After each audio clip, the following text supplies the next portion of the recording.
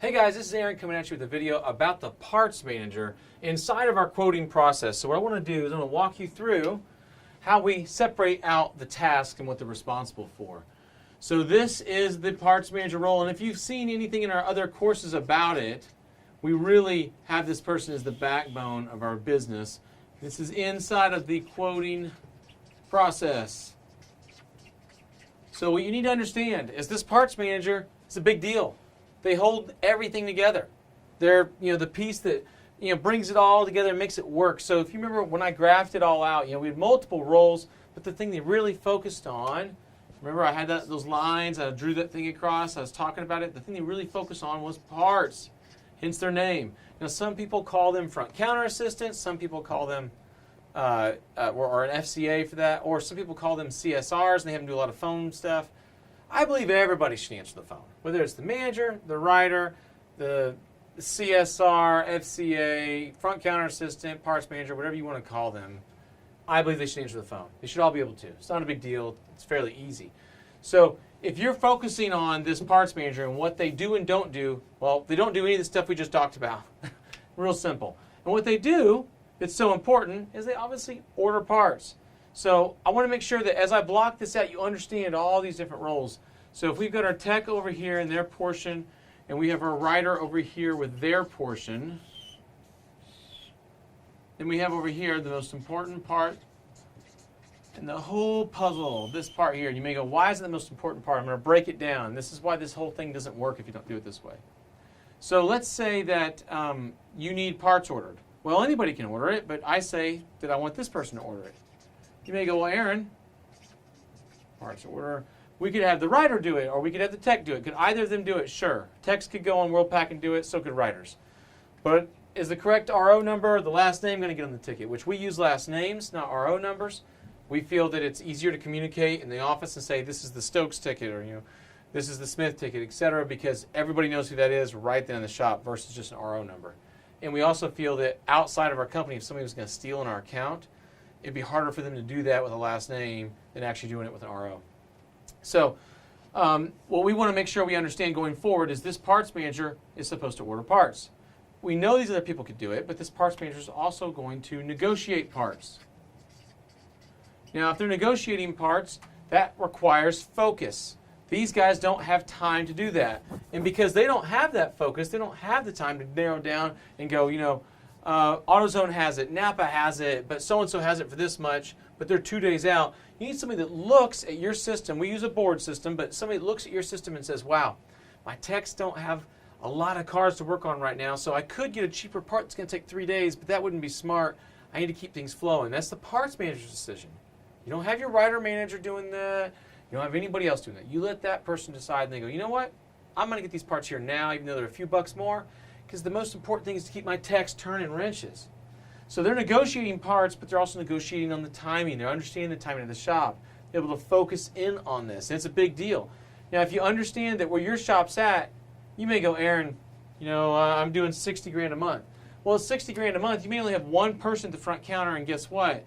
At 60K, you might do that role and that role.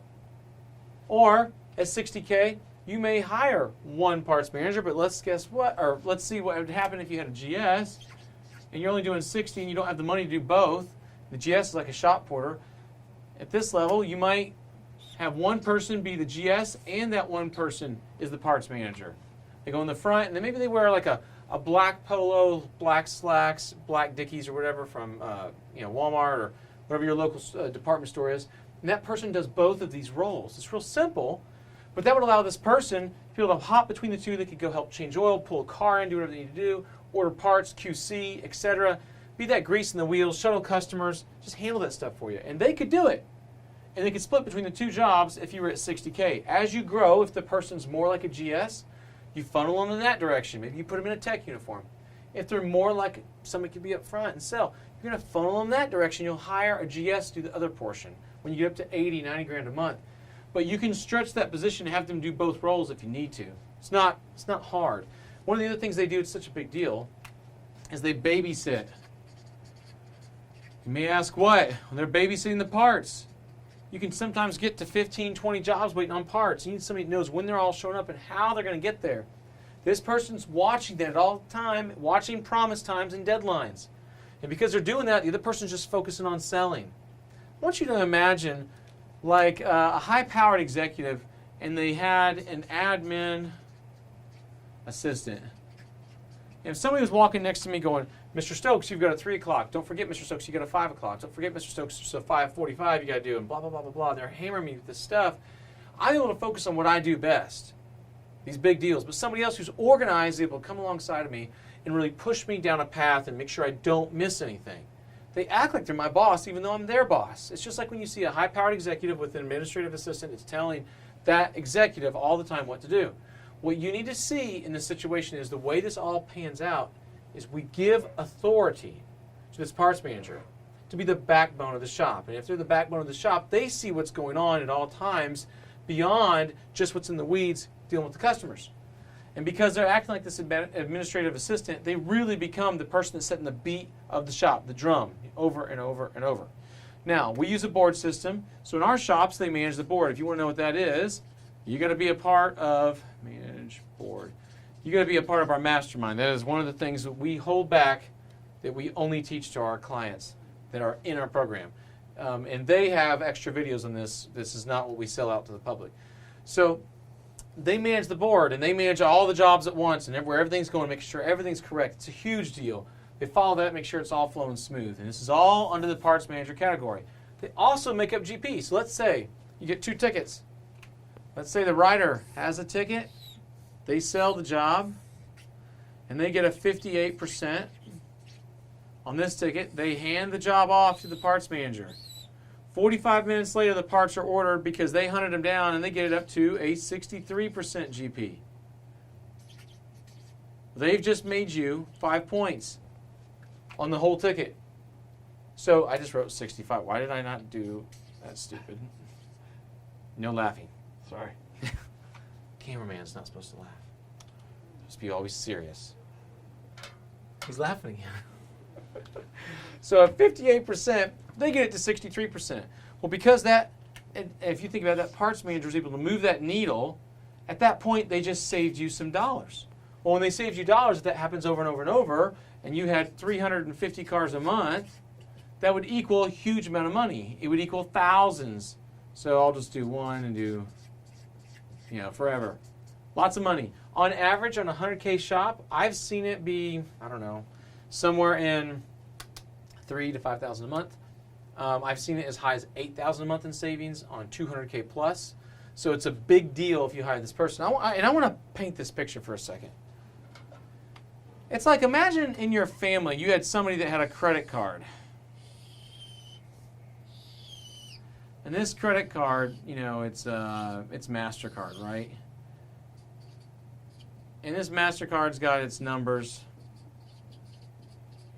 blah, blah, blah. It has your name, Aaron Stokes, and I don't know what else is on there. Maybe it's a Southwest card. We'll goof off. You get a Southwest points card. That's one of the big things. Or American Airlines. I don't know. Whatever. So you get this credit card. Here it is. And they all got chips on them. We're going to draw a little chip. Got the little squiggly lines. So there's their credit card. This credit card is out there spending every month. If you're in a small shop, 10 grand. All the way to a large shop, 50 grand a month. And it's totally unchecked. No one's watching it. No one's paying attention. Instead, we're going to have the writer do it. I mean, how much sense does this make to have this person who's racing around like a chicken with their head cut off, not calm, not relaxed, and they're just ordering the fastest part they can find because they just need it off their desk, and they're just getting sloppy? Think about this. I mean, why would we ever have the writer do it? And then we need somebody who's learning brands of parts, that knows what the best parts are, what the junkiest parts are, the parts that are going to cause comebacks, and starts trusting certain brands and understands this stuff. Think about this. You might have multiple writers in the front counter. When one person's ordering all the parts, they become like best friends with that parts guy at that store. They get that relationship so they can get a better deal. This is a huge deal. We're giving anybody this credit card? No. Somebody's got to be in charge of that. You would never in your own home let somebody spend $10,000 to $50,000 a month without some kind of check and balance system. That's why I have a parts manager. And we have a way we pay them. It tracks how much money they're spending, and then we're able to gauge if they're doing a good job or not, which we'll get to into a different video. But I want you to understand that this parts manager is in charge of that credit card, so I have one person accountable. Remember, if everybody's accountable, no one's accountable. It's got to be one person. If we've got this system, we're able to look at this, make sure they're in charge of the budget, make sure they know what's going on, and we're able to hold them to a place and say, listen, this is where you got to be. You can't get outside this. This is a huge deal. Now, a lot of us go, oh, this isn't a big deal. We're just going to blank all over. The writer's just going to do it. The writer, they're going to order the parts that say they're never going to negotiate. Where's my red marker? They're never going to negotiate. They're never going to babysit the parts. You know when they're going to find out parts are late? When the customer calls and is yelling. That's when they're going to find out. They're never going to be an administrative assistant and remind anybody to call somebody on time. Again, they're going to wait for the customer to call because they're too, I don't know, scatterbrained, pulled in 100 directions. And they're never going to manage the board because, again, they're too scatterbrained. They're being pulled in too many directions. It's not fair to them. Oh, but Aaron, that's what our advisors are supposed to do. They're sitting on their butt all day anyway. That's an owner talking like a technician. If you've ever been an advisor, you know you are squeezed every day. You don't have time for this stuff. Somebody needs to focus on this because this is such a huge expense in your shop. It's the fastest way to save money. And this position can be free because they can save you on this $10,000 to $50,000 a month, anywhere on these same numbers, to all the way up to $8,000 a month. All day long. All day. Honestly, even higher. This could I could see this $50,000 even getting up to $10,000 in savings. So I'm just here to tell you, this position, even in a small shop, can almost pay for itself. But you may go, Aaron, I'm only doing 30 grand a month. Well, 30 grand, you're the writer and you're the parts manager. When you get up to maybe 50, 60K, you're the writer and maybe you got a parts manager that's also the GS. So they help in the back and help in the front when the front gets buried. When you get maybe up to 80K, you're getting close to $1 million. Well, now maybe you've got a writer, a parts manager, and the writer might be the writer manager and be the owner of the building. Writer, manager, and then also a parts manager. Then you might have a GS that's only a GS. But these roles get defined as the shop grows. And here's the thing. I'm sorry. They get split. The roles get split up as the shop grows. The roles must stay defined. I must know what is whose responsibility every day. We know the writer could pull this off, but they can't pull off the rest of the stuff.